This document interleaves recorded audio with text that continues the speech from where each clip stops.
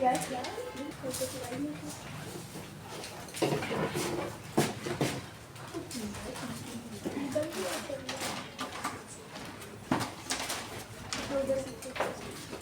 कहाँ तक हो गया?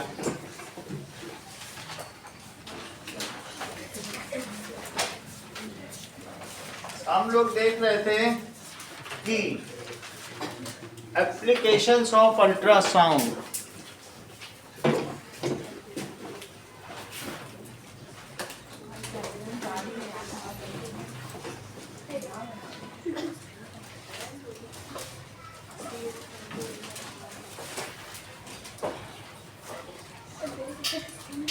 फुल मार्क्स लाने पे 140 रुपए है। 2 लोग कल 10th में लाए थे, तो फुल मार्क्स अगर लाती हैं तो 40 रुपए तो प्राइस था, फर्स्ट प्राइस था, और 100 रुपए। चलो अब देखिए अल्ट्रासाउंड के बारे में हम लोगों ने कल क्या देख लिया था कि it is used to clean dirty parts of the machinery which is not easy to access. When ultrasound is sent to the solution, cleaning solution in which the dirty machinery is kept, ठीक है कि नहीं, then its all dust is removed and dissolved in solution. क्या इतना हमने लिखा दिया कि अगर है लिखा दिया, इतना लिखा दिया है। अगर सेकंड इसका पॉइंट है कि अल्ट्रासाउंड इस पहली 3 तो हो गए, चौथा पॉइंट देखो, ultra sound is used to detect cracks और फ्लॉज इन कहीं पर भी बिल्डिंग में कहीं पर अगर क्रैक है तो क्या होगा, बिल्डिंग या पिलर में,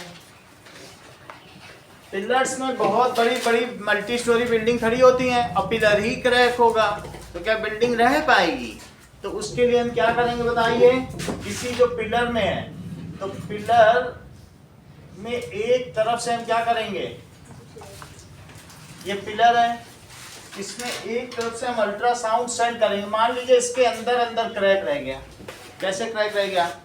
जो लोग मसाला भरते हैं, मटेरियल भरते हैं, या फिर हम सब कंक्रीट भरते हैं ना, कंक्रीट भरने से कहीं कहीं पर मान लो हवा ही रह गई तो वो स्ट्रक्चर तो कमजोर हो गया। वैसे तो हम लोग देखते हैं सड़क बनते हैं तो भी वाइब्रेटर से हिलाते रहते हैं ना उसको, तब जिससे कि सेट हो जाए, और सिंपली ऐसे भर दो और वाइब्रेटर से ना हिलाओ तो हवा रह जाएगी, तो क्या वो स्ट्रक्चर मजबूत रहेगा?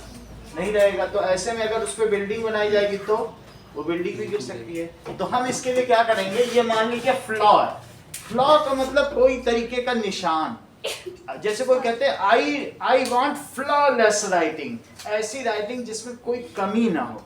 ऐसे हम लोग बोलते भी है बोलचाल की भाषा में, दैट वो फ्लॉलेसली बोला, यानी उसने अबाध गति से बोला, वो रुका ही नहीं। तो फ्लॉज का क्या मतलब होता है कि कहीं कोई तरीके की गड़बड़ी।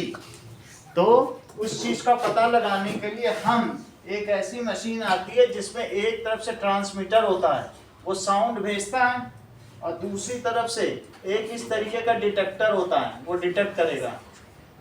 आपने साउंड भेजा और इसमें डिटेक्ट हो गया तो टूं की आवाज आएगी। अब मान लीजिए जैसे हर तरफ से आती जा रही, यहाँ भेज रहे हैं और पीछे लगा रहे हैं ऐसे ऐसे करके, और जहाँ जहाँ पे मान लीजिए ऐसा हो गया तो फिर आवाज अगर उसे रिसीव नहीं हुई तो यहाँ से तो लौट आएगी ना। तो यहाँ से भेजा, यहाँ लौट आई, तो क्या इस डिटेक्टर को ये रिसीव होगी? डिटेक्टर तो नहीं रिसीव हो पाएगा क्योंकि फ्लॉ ने उसको रिफ्लेक्ट कर दिया। तो ऐसे में ये टू टू टू टू टू टू टू करेगा। तो इसका मतलब है कि यहाँ पर क्या चीज है, फ्लॉ। वो तो हम वीडियो में देख लेंगे कि मतलब ऐसे ऐसे करोगे तो एक बार सिंगल आवाज और ऐसे में ऐसे से करता रहेगा। तो इससे आपको पता चल जाएगा, और एक लाइट भी जलती है तो इससे ये पता चल जाएगा कि फ्लॉ कहाँ पर है। ऐसे में उस पिलर को ही तोड़कर नया पिलर लगाया जाता है जिससे बिल्डिंग का स्ट्रक्चर स्ट्रेंथ कमजोर ना हो। ठीक है, अब इस चीज को लिखें। सो दिस इज पिलर और this is transmitter and this is receiver. Transmitter of ultrasound और ये डिटेक्टर है। ठीक है, in this ultrasound is sent from one side of pillar and जो डिटेक्टर है वो क्या है, वो detector present on other side, वो क्या करेगा, it receives those ultrasounds, ultrasonic waves, receives those waves. If there are flaws, दिशान, अगर मान लीजिए कहीं पर उसमें किसी पिलर में फ्लॉज मौजूद है, फ्लॉज का क्या मतलब तुम समझते हो, बताओ, बोलो, क्रैक्स, ठीक है, तो क्या होगा, if there are flaws in structure, then ultrasound या अल्ट्रासोनिक वेव्स, दोनों एक ही चीज है, ये रिफ्लेक्ट हो जाएगी and will not be send, it will not reach to detector, क्या डिटेक्टर तक पहुंच पाएगी, नहीं पहुंच पाएगी. So flaws in structure, then ultrasound get reflected, देखो यहाँ रिफ्लेक्ट दिखाएगा कि नहीं, जा रही और आ रही, तो क्या होगा बताओ, reflected and will not reach, कहां तक नहीं पहुंच पाएगी, to detector, and detector will beep the siren and blows red light, ऐसे करेगा टू टू टू टू टू टू, मतलब आ गया, उसमें लाइट भी जलने लग जाएगी, will beep and detector will beep the siren and इसके अलावा blows red light. इससे हमें पता चल जाता है, वरना बिना अल्ट्रासाउंड के हम कैसे पता लगा पाएंगे कि पिलर कैसा है, हम तो सीधा लगाते चले जाएंगे, स्ट्रक्चर ही खराब हो जाएगा हमारा. Now, next is अल्ट्रासाउंड हमारी बॉडी के इंटरनल ऑर्गन्स की इमेज भी ले सकता है. निष्का, इस प्रक्रिया को आप क्या कहेंगे मेडिकल साइंस में, हमारी बॉडी के अंदर से सारी चीजों की इमेज लेना, किडनी के अंदर क्या है, या स्प्लीन प्लीहा के अंदर क्या है, लीवर, उस चीज को क्या कहते हैं, अल्ट्रासोनो, मतलब ग्राफी. ग्राफ का मतलब किसी चीज की इमेज, ग्राफ का क्या मतलब होता है, फोटोग्राफी, फोटो को पेपर में लेना ग्राफी तो हुई, तो उसी तरीके से अल्ट्रासाउंड भेज के इमेज लेना, तो अल्ट्रासोनोग्राफी. सोनिक का मतलब साउंड होता है, सोनिक बूम, सोन है ना, वो सब चीज का होती है. तो अगला पॉइंट दिया है आपकी बुक में, अल्ट्रासोनोग्राफी. अल्ट्रासोनोग्राफी का शॉर्ट फॉर्म क्या है, USG. देखो ये लिखा है कि नहीं, कहते हैं USG करा. तो ultrasonography is a technique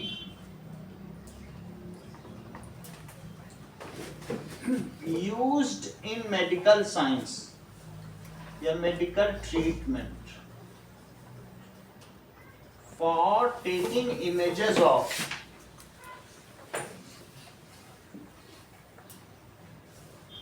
our internal organ of body if there is something abnormal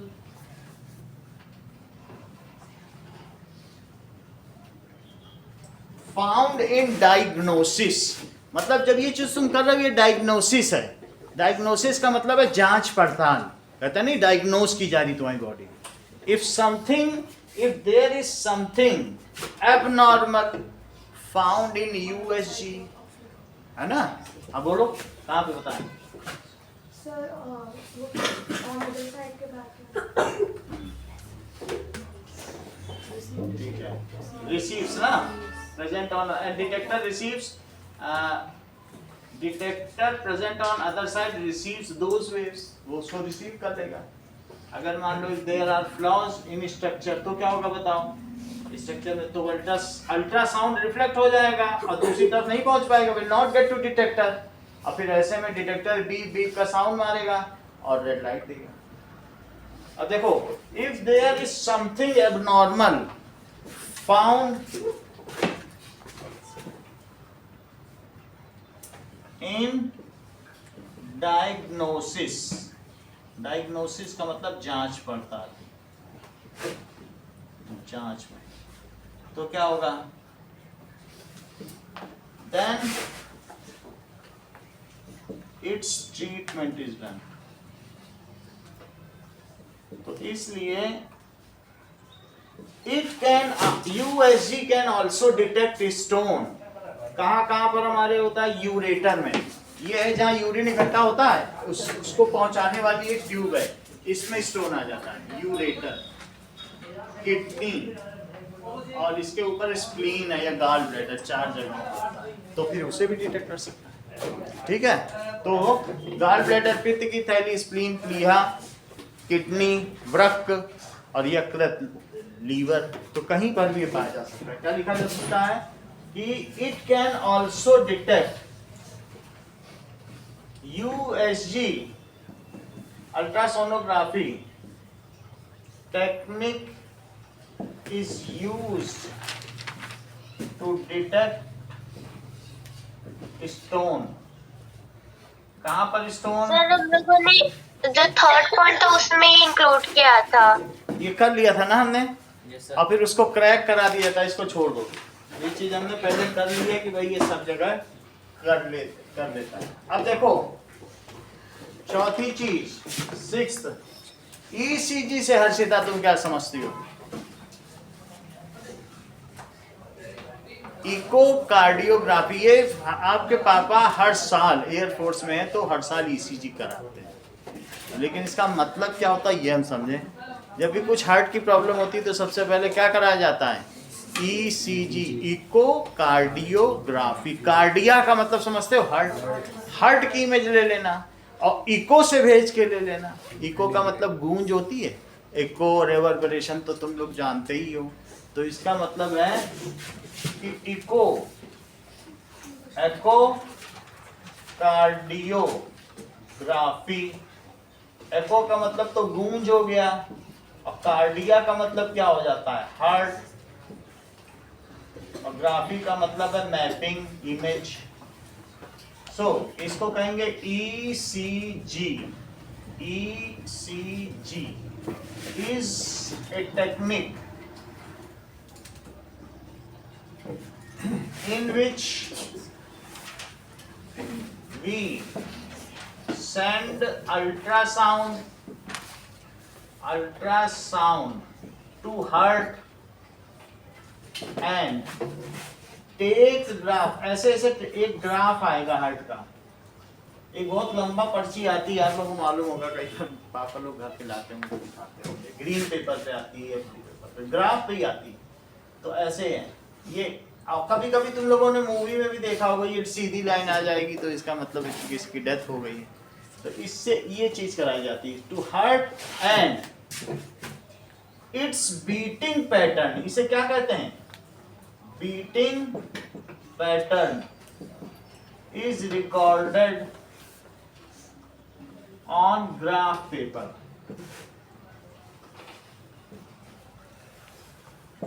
to check functioning of heart, कि हार्ट ठीक से काम कर रहा है या नहीं, इस चीज के लिए हम लोग करते हैं। ठीक है, तो इसी में मैंने अल्ट्रासोनोग्राफी कहा गया है, और ये भी हमने लिख दिया है कि ब्रेक स्मॉल स्टोन्स। नाउ थोड़ा बहुत तुम्हारी इस बुक में नहीं है, फिर भी हम बताएंगे आपको सोनार के बारे में। ठीक है, थोड़ा सा बता दें, पहले था पिछले साल तक, अभी हटा दिया है। तो सब्जेक्ट में बहुत आता है। चलो नाउ व्हाट इज, इसीलिए हमने थोड़ा ह्यूमन ईयर के बारे में बता दिया, क्योंकि लास्ट ईयर ये ह्यूमन ईयर के बारे में देखो है, जिसके पास पुरानी बुक है उसमें है ना ह्यूमन ईयर, तो हमने कहा कुछ भी होगा तो आप देखो सोनार क्या होता है। सोनार, सोनार किसका शॉर्ट फॉर्म है? शॉर्ट फॉर्म को तुम लोग समझते हो क्या कहते हो? एक्रोनिम। शॉर्ट फॉर्म को क्या कहते हो? Short form. अगर किसी का शॉर्ट फॉर्म है दैट इज एक्रोनिम। तो sonar is acronym of sound navigation and ranging. ये किसका शॉर्ट फॉर्म है? सोनार इज एक्रोनिम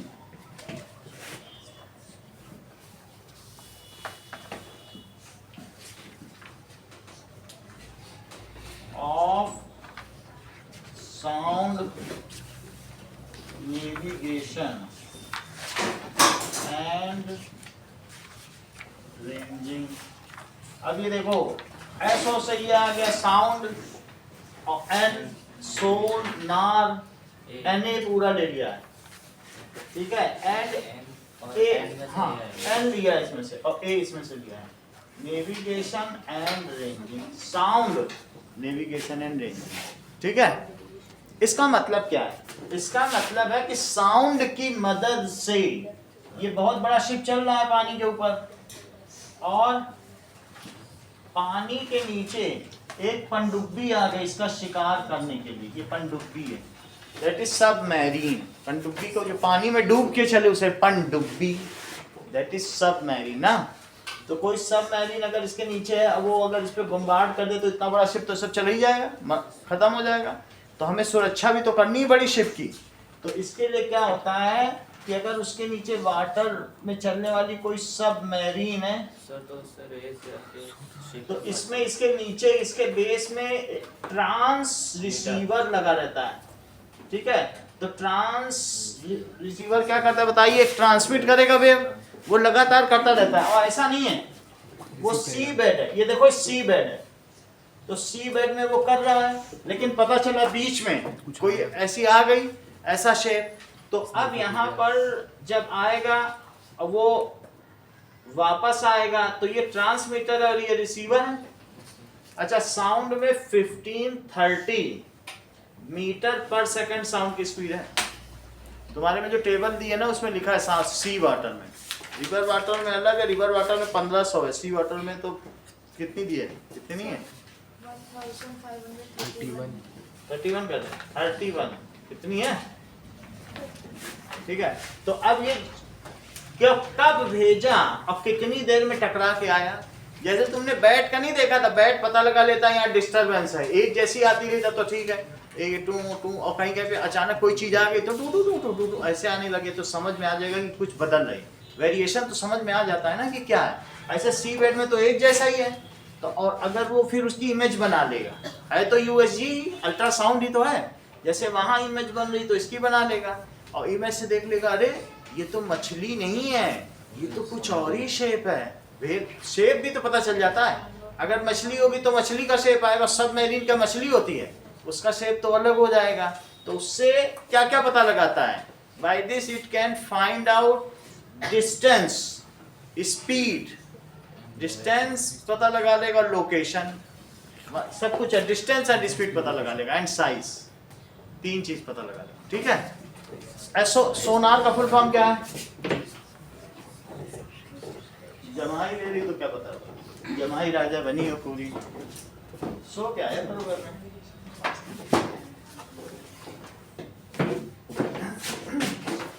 चलो आगे की बात करें। अभी तो क्लास शुरू है, अभी तो यही कर रही हूँ।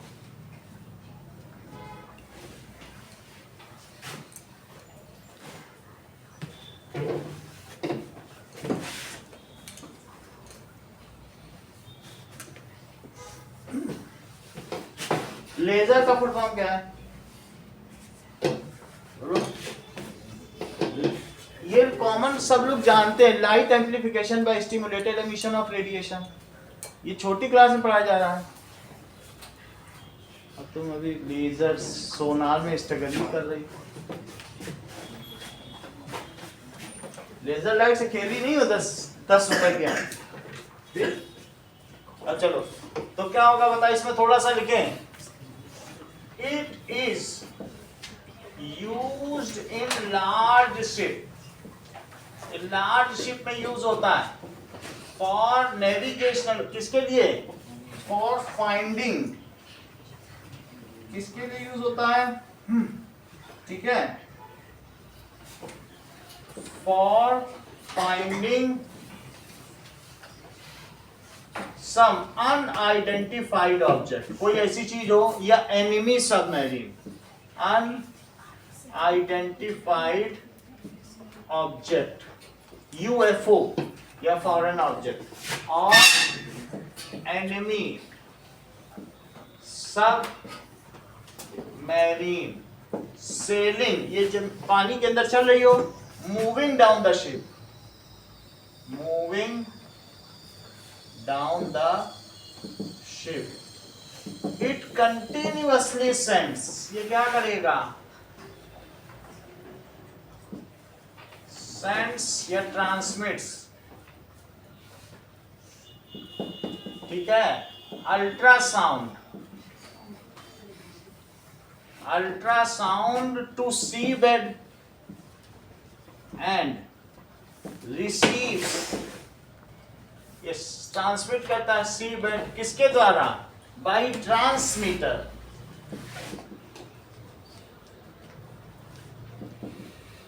and receives the reflected wave, receive भी करेगा, and receives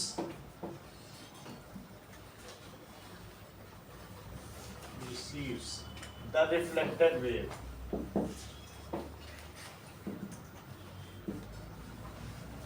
okay, receive में e आएगा कि नहीं, चेक करें, आप लोगों को पता है, आएगा ना, हाँ, receives the reflected wave by receiver, नीचे भेजा, और ये है ट्रांसमीटर, और ये क्या है बताओ, रिसीवर, और जिसने भेजा वो क्या है, ट्रांसमीटर, और इन दोनों को मिला के मान्य क्या कहा जाए, सोनार, यही मिला के क्या कह दिया जाए। इसके साथ एक मॉनिटर भी होगा, मॉनिटर में दिखता रहेगा नीचे का बेड क्या है, वहां मछली चल रही है, सब दिखे, अरे पनडुब्बी आ गई, नहीं मॉनिटर होगा ना, कोई देखता रहेगा, हाँ ये मछली है, व्हेल मछली है, ये टूना मछली है, सब आता रहेगा। Now receives the reflected wave by receiver.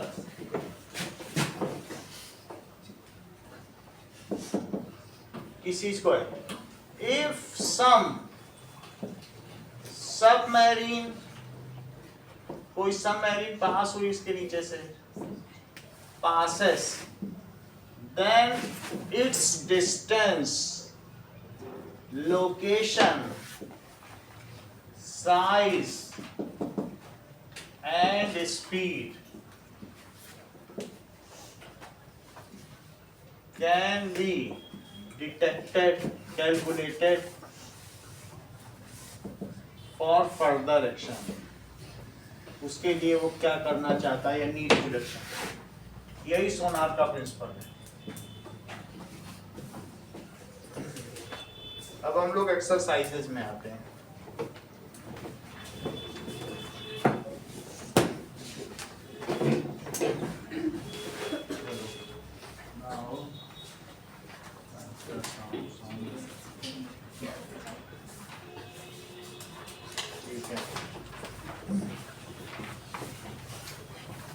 Exercises का पहला question, that is what is sound. Sound is a form of energy which enables us to hear. How it is produced? It is produced by some vibrating object. बिल्कुल आसान सी चीज है, vibrating object इसे करता है। Describe with the help of diagram how compression and rarefactions are produced in air near a source of sound। तो उसके लिए तुम्हें क्या करना पड़ेगा, तो एक तुम ट्यूनिंग फॉर्क बना लेना, और बस इसको ऐसे वाइब्रेट करते दिखा देना, और फिर इसके बगल में कंप्रेशन और रेयर करना।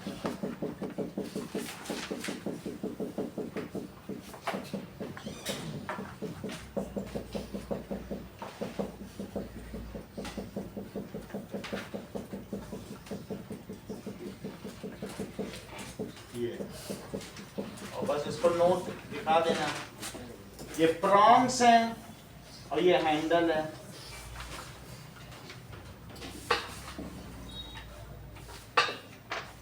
ठीक है, और these are propagating in forward direction. Why is sound wave called a longitudinal wave? Nishka,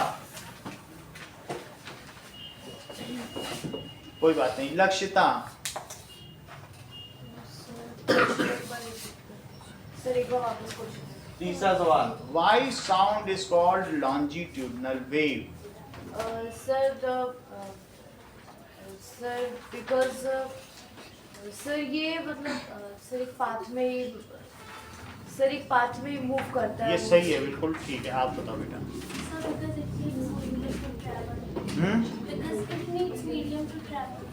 अच्छा, ये काफी ठीक रहेगा। पलक, Because its direction of oscillation is along with the direction of propagation. पूरा सही तुमने बताया। That is direction of oscillation. Longitudinal क्यों है?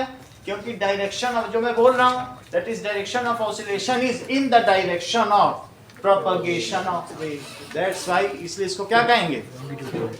वो भी जमाई दे रहे हैं। इंटरेस्टिंग कोई कहानी सुनाई जाए जिससे इंटरेस्ट आए।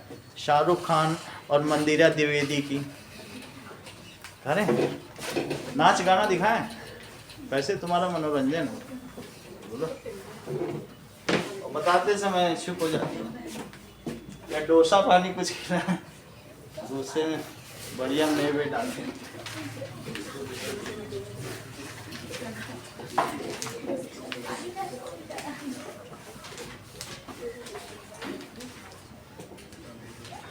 चलो,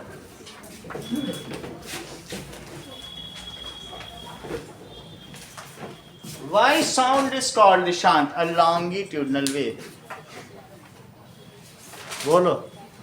अभी सोचें लौंगी को मतलब सोचें लौंगा इलायची का बीड़ा लगा है, ये वो समझ रहे होंगे, मतलब अमिताभ बच्चन का गाना नहीं। चलो, now sound is called longitudinal wave.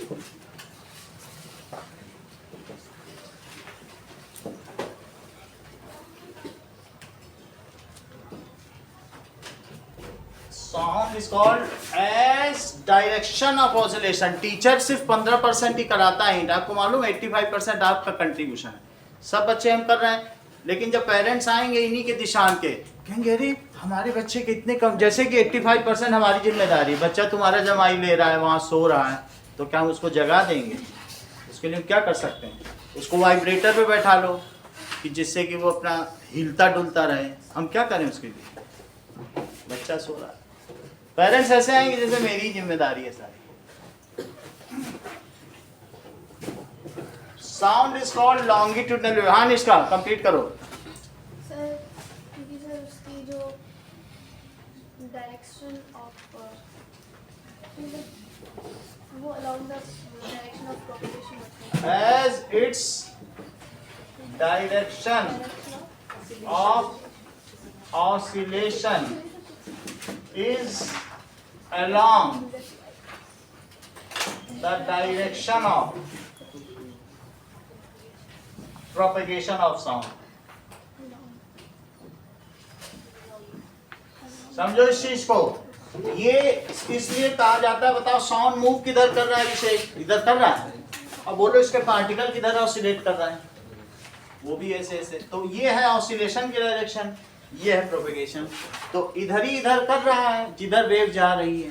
So this is ये डायरेक्शन ऑफ प्रोपेगेशन और ये है डायरेक्शन ऑफ ऑसिलेशन।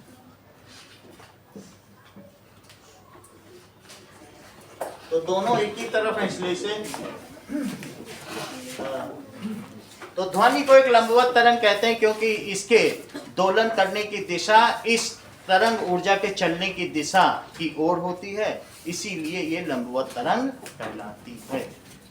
अब देखिए सर जो डायग्राम है उसमें भी ये सब डायरेक्शन ऑफ ऑसिलेशन और प्रोपगेशन को मार्क करना होगा। मार्क अगर आपको करना चाहे तो कर दें, अदरवाइज इतना ही है। 1 नंबर का है तो सीधा लिख दें, 2 नंबर का है तो डायग्राम बना दें, वो तो Okay, नंबर sir. के हिसाब से होता है।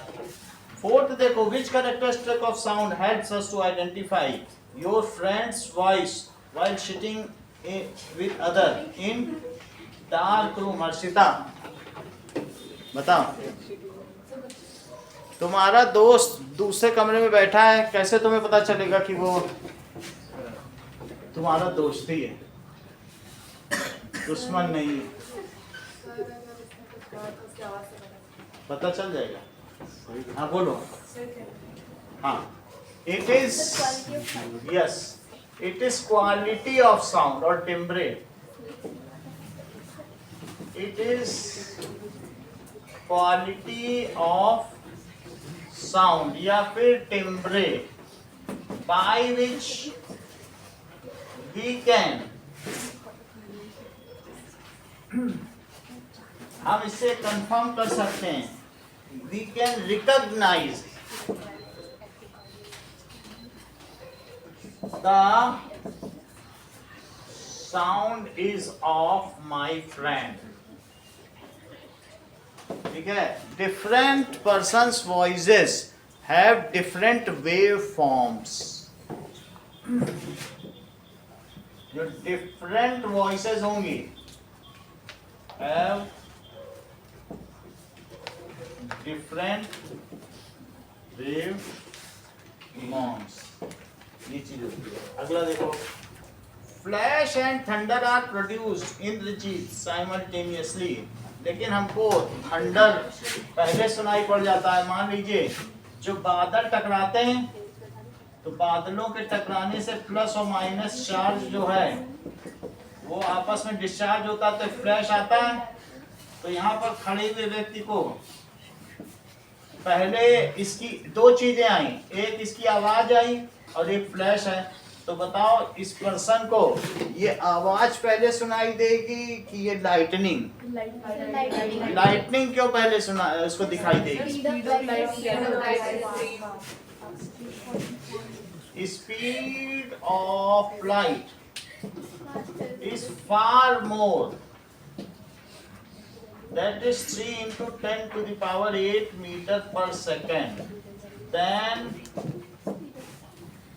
speed of sound, जिसे हम 344 ले लें approximately।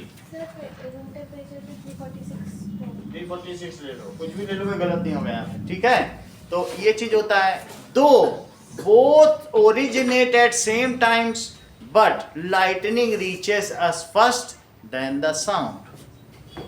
तो both originates at same time but lightning reaches us first, followed by thunderstorm, followed sound of thunder।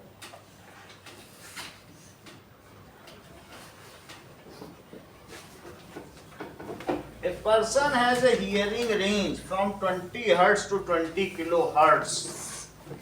What are the typical wavelength? हमको फ्रीक्वेंसी दे रहा है मानसी, और हमसे ये फ्रीक्वेंसी दे रहा है, क्या दे रहा है?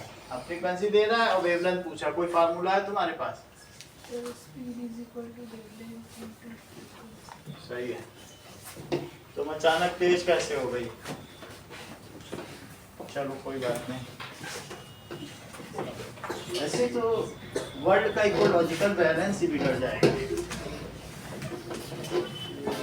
चलो अब देखो 6th क्वेश्चन देखिए, 20 हर्ट्ज टू 20,000 हर्ट्ज तक फ्रीक्वेंसी है। तो अब इसमें एक लिखो 20 हर्ट्ज के लिए, फॉर 20 हर्ट्ज और फॉर 20,000 हर्ट्ज। तो इन दोनों ही केसेस में हमको न्यू दे रहा है और पता लगाना है कि लैम्डा क्या है। तो V इज इक्वल टू क्या होता है? So lambda into mu. हाँ सही है। V is equal to nu बोला करो, न्यू लैम्डा, ठीक है। तो कितना इसमें स्पीड दिया? 344 है। तो इसमें स्पीड कितनी दी है बताओ? V इतना दिया है। और ये तो हो गई फ्रीक्वेंसी, न्यू समझते हो, ये न्यू है, न्यू ऐसे बनता है न्यू। और V कैसे बनता है? 344 मीटर पर सेकेंड। V यहाँ पर भी है 344 मीटर पर सेकेंड। तो अब इसमें नूर वैल्यू प्लेस करा जरा। 20 हाँ 20 है, यहाँ क्या लिखा है? 20 है। ये सही बता रहे। आदित्य बताओ। 344 मीटर पर सेकंड। 344 ये तो वेलोसिटी हो गई और new 20 hertz into lambda into lambda 344 by 20। तो 2 से कट करो 17.2 172, 10 से स्क्वायर करो 17.2 मीटर। अब V is equal to nu lambda. Noor value place कराओ। Manya So 344 is equals to 20,000 into lambda. 344 is equals to 20,000 into lambda। तो lambda क्या हो जाएगा? 344 अपॉन 20,000, 2 से कट करो 172, जबकि ये कितना हो जाएगा? 10,000। चार डिजिट पहले जीरो लगेगा, तो कैसे लगेगा 4 डिजिट पहले? कितने मीटर? तो उससे क्या पता चलता है? द रेंज बताओ, ऑडिबल रेंज ऑफ वेवलेंथ कितनी है?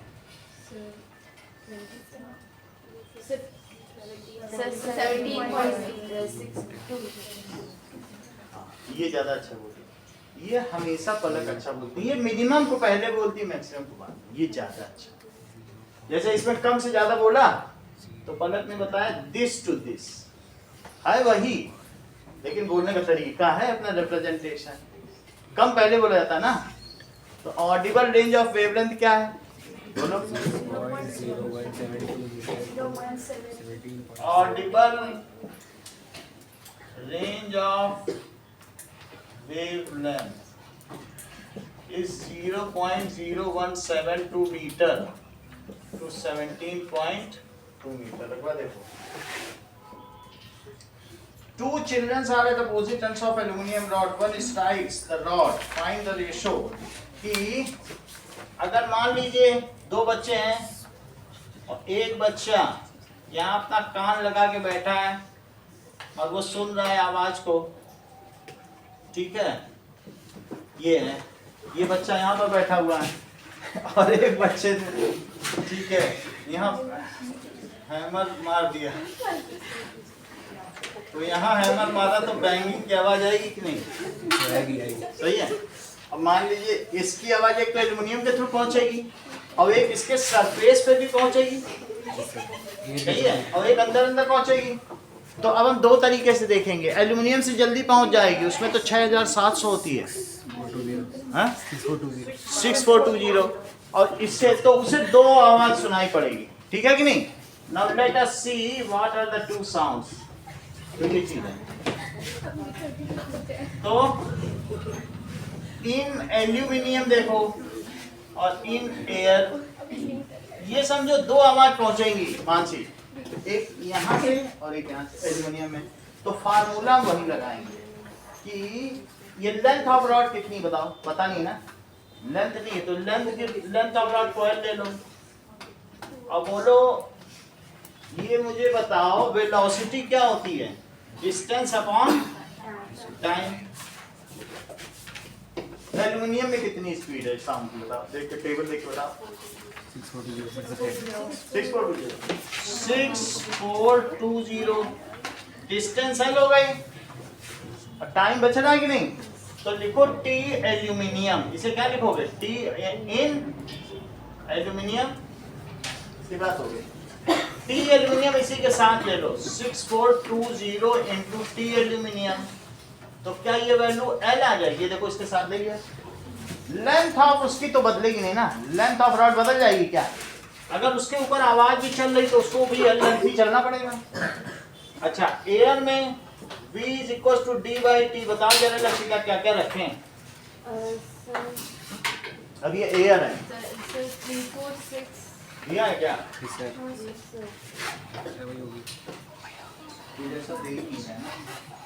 कोई भी रख लो, 346 रख लेना। 346 को टेम्परेचर भी नहीं देना, नहीं बोलो।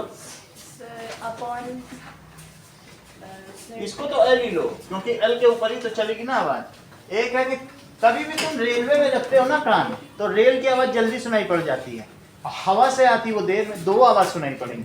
एक है पटरी पटरी चल के आ जाए लोहे से, एक है, इसीलिए तो बच्चे कान रख करके भागते हैं कि ट्रेन आई है कि नहीं?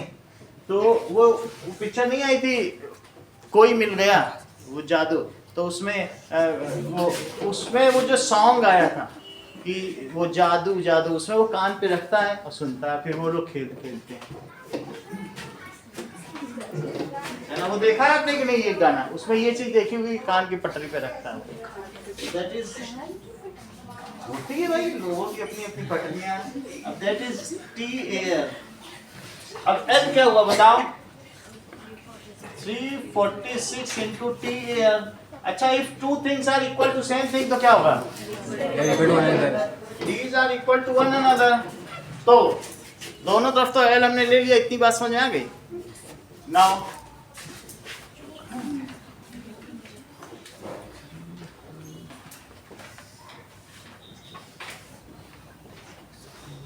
चलिए, तो इसका मतलब है 6420 into T aluminium it is equal to 346 into T air.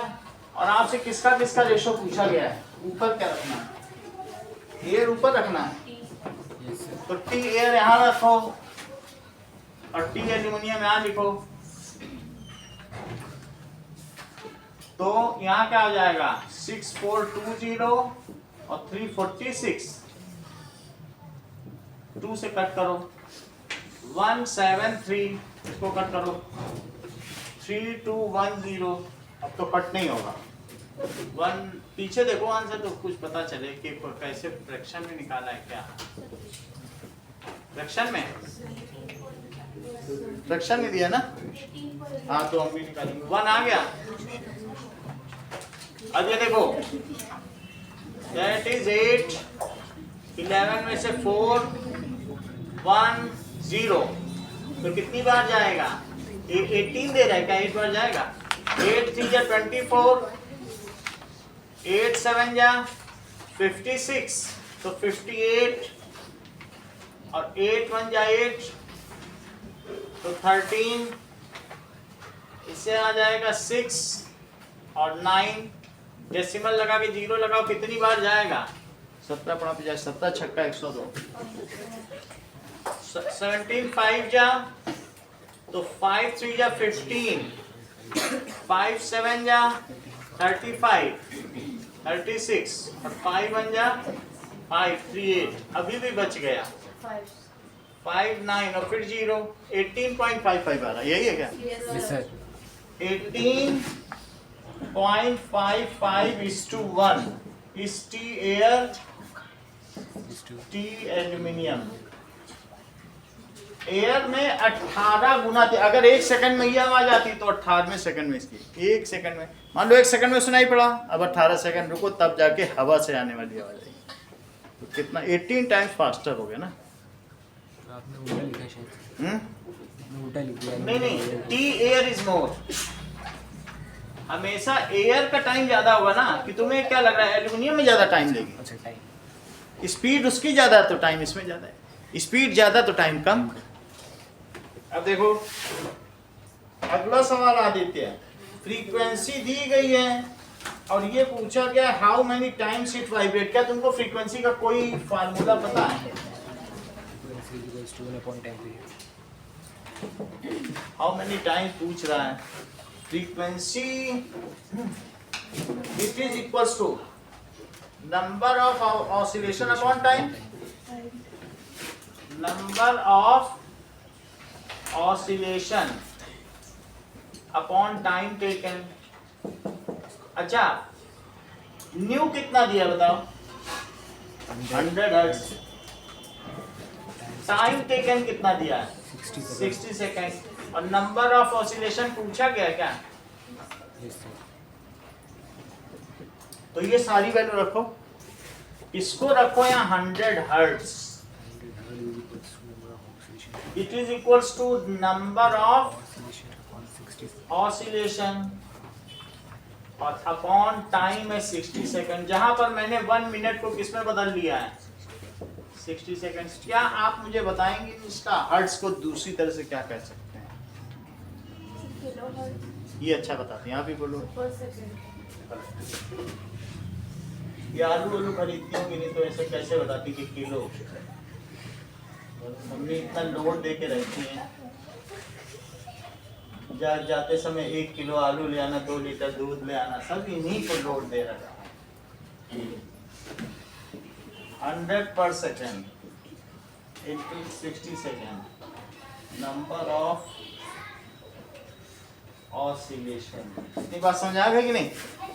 तो ये देखो पर सेकंड लिख दिया, ये चीज सेकंड में थी, सेकंड और पर सेकंड कट गया, तो अब कितना आ गया बताओ? 6,000. तो ये 6000 it is number of oscillation. वैसे भी समझो 100 हर्ट्ज है, 1 सेकंड में 100 ऑसिलेशन, तो 60 सेकंड में कितने ऑसिलेशन? यूनिट फैक्टर मेथड लगा दो ना, जिसे फार्मूला ही ना पता वो क्या करे। 100 हर्ट्ज का क्या मतलब है? 1 सेकंड में 100 ऑसिलेशन, तो 1 मिनट में कितने ऑसिलेशन, यानी 60 सेकंड में कितने ऑसिलेशन? सिंपली मल्टीप्लाई करके लिखो।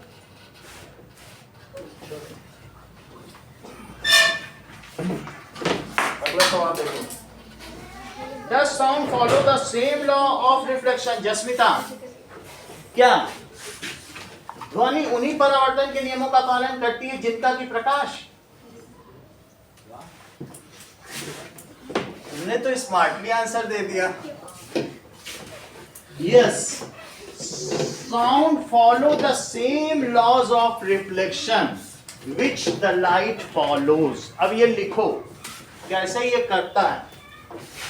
तो 9th question, yes, sound follows the same laws of reflection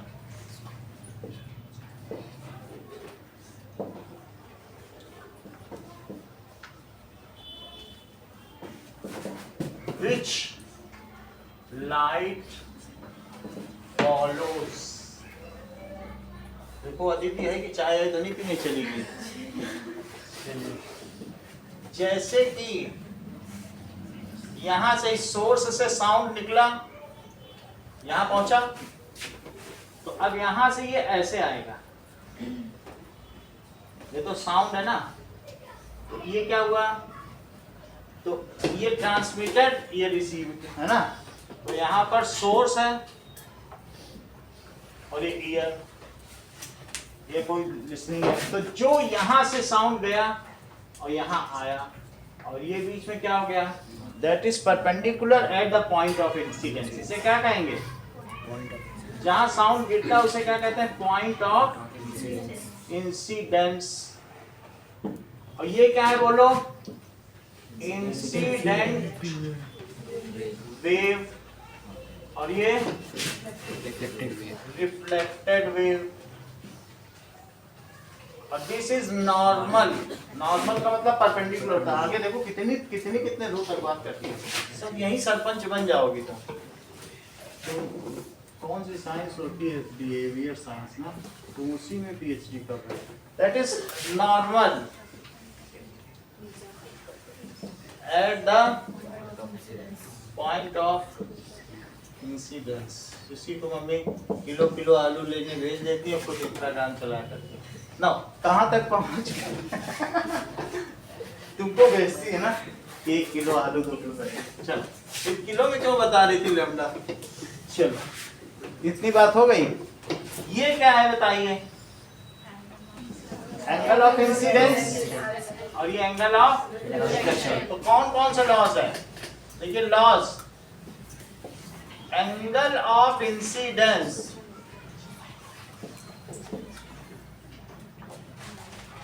it is equal to angle of reflection। दूसरी चीज इंसिडेंट वेव, रिफ्लेक्टेड वेव, वहां रे लिखते थे लाइट में, यहां वेव लिखोगे। Incident wave, reflected wave and normal at the point of incidence, these all lie in same plane। ये बात समझ आई, ऐसे आ रही ऐसे जा रही, ये तीनों एक समझ आ गई बात। देखो incident wave, reflected wave and normal at the point of incidence all lie in same plane। इससे पता चलता है कि लॉज ऑफ रिफ्लेक्शन से ये अबाइडेड है, उसी से बंधी हुई है।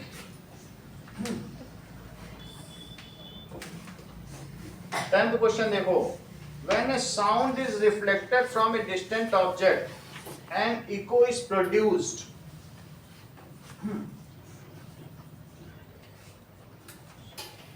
तो अगर मान लीजिए दिन गर्म हो गए तो क्या जस्मिता तुम वो इको सुन पाओगी,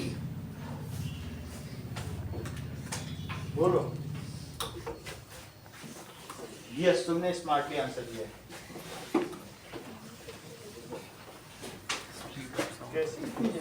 दे देंगे, अच्छी चीजें पता चल गई है।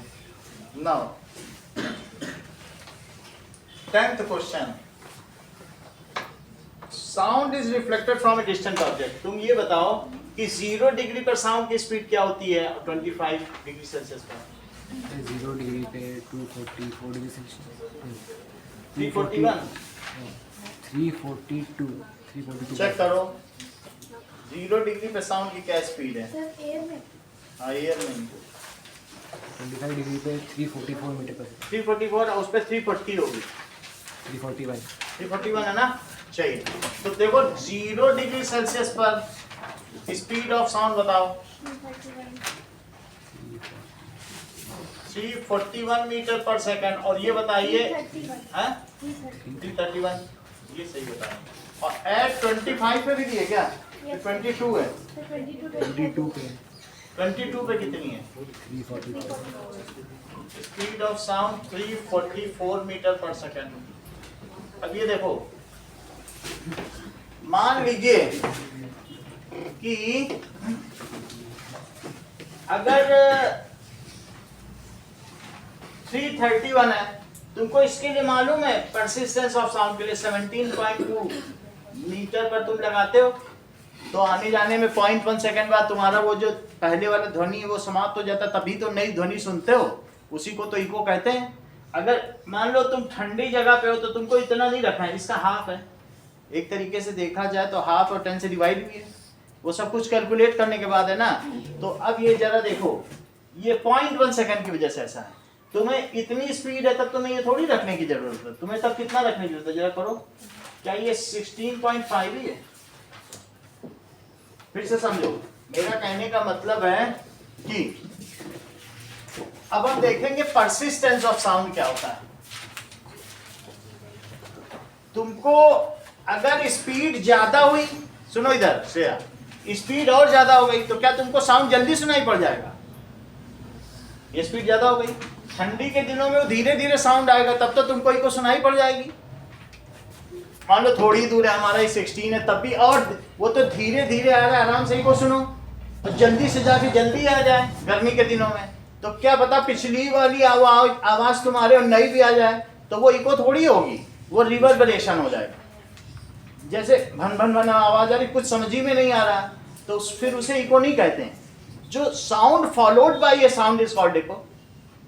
तो अगर तेज स्पीड हो गई और तुम्हारी पिछली वाली आवाज जो कान में एनर्जी वो किल नहीं हुई, वो अभी उस परसिस्ट कर रही है, तो क्या तुम नई आवाज को क्लियरली सुन पाओगी? तो इसने जो जस्मिता ने यही बात कही है कि इन समर डेज क्या होगा बताइए, the sound will reach us first या sound will reach us early, है ना? तो in this case it may be it reaches us before 0.1 second. भाई आपको इको सुननी है तो जो दूसरा वाला साउंड है 0.1 सेकेंड के बाद ही आए, पहले हमारा पिछला चला जाए आवाज, तब तो नहीं सुन पाए, और लगातार आते आते जाते तुम क्या सुन पाओगे? समझ में आ गई बात कि नहीं? तो क्या लिखे बताइए कि अब इस तुम वो लाओ जरा, वो बुकलेट्स में क्या लिखा है वैसे कि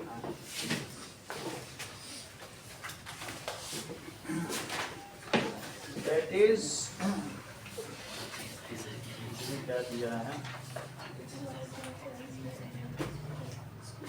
देखो, an echo is heard when there is minimum time lapse कितना होना चाहिए बताइए? Minimum time lapse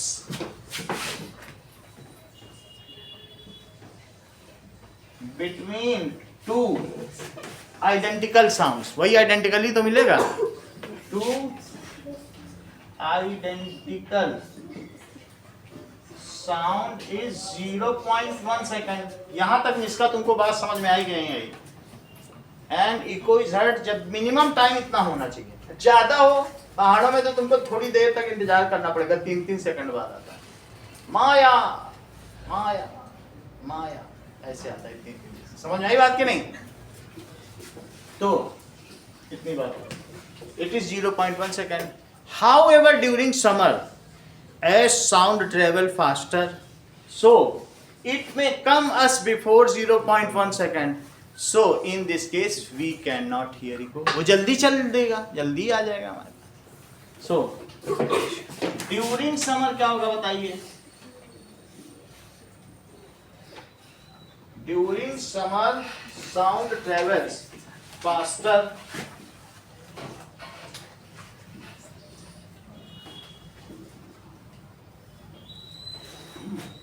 So it may reach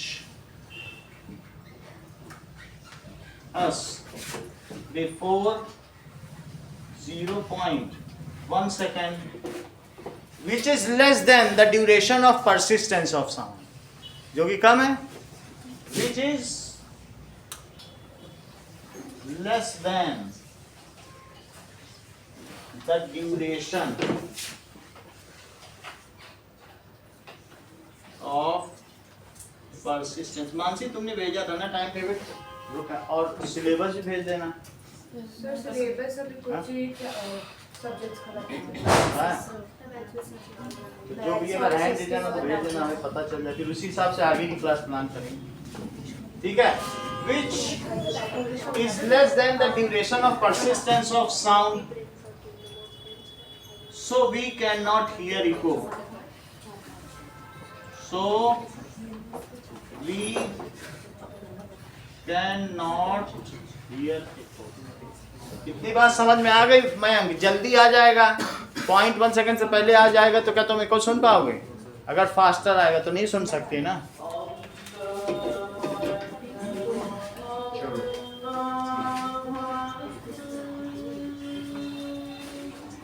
question number 3 करना है आपको।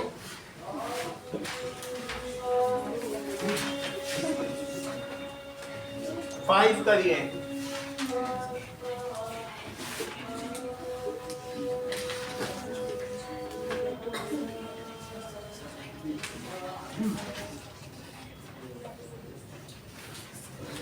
एट करिए,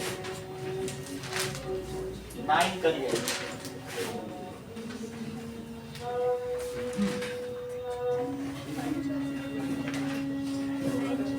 यही 4 सवाल करो पहले।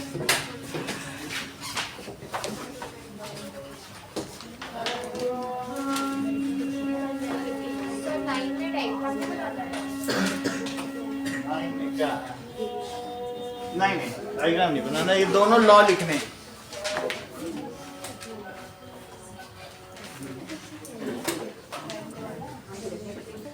शानवी